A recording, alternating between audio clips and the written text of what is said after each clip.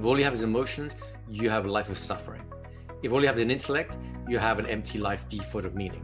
If you have both, then you can solve problems meaningfully with heart and actual solutions.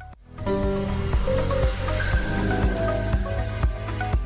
in life coaching, we need to coach two different entities that live in the same body, metaphorically speaking, right?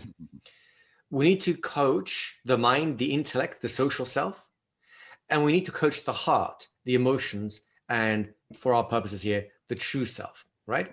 No, we need both. We need an intellectual self and an emotional self to function properly. We need a social self and a true self to function in life.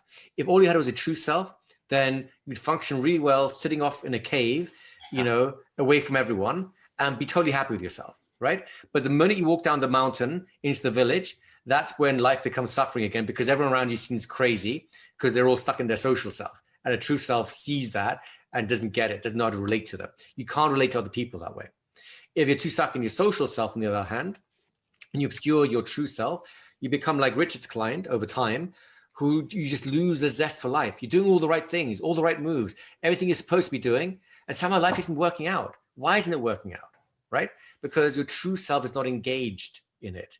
You're so stuck in social constructs that your own identity, your own nature has been repressed by others, if you will, right? So the solution then is that we simultaneously work with both selves, the social and the true, the intellectual and the emotional. Both have valuable contributions to make. If you only ever work with the true self, then whatever changes they can make in life, they'll be really satisfied until another person comes into their life, and then they'll ruin it, right? If you only work with the social self, they'll get all the gadgets, all the cool tricks, all the good stuff in life, but it'll be meaningless to them. It'll seem empty, right? It's the billionaire that basically starts tormenting people for fun because they need something to feel alive, right?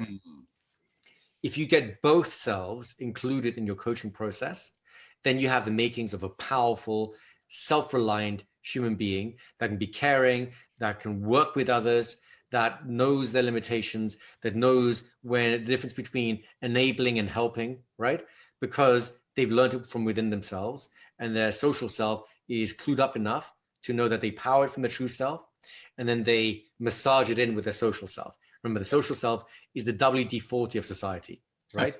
Without that, we just can't relate. But without a true self, we have no reason to relate.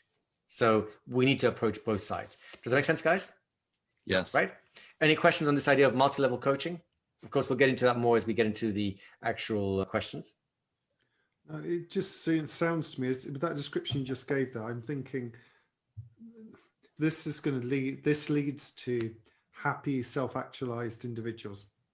Yes. And, and that's really what people, I think, they may not know that, they may not express it like that, but right. I think it is kind of what a lot of people's hearts, their souls are yearning, or their intellect is yearning for. Yes, exactly. Right. We need to be generally balanced. The intellect and the emotions must be balanced.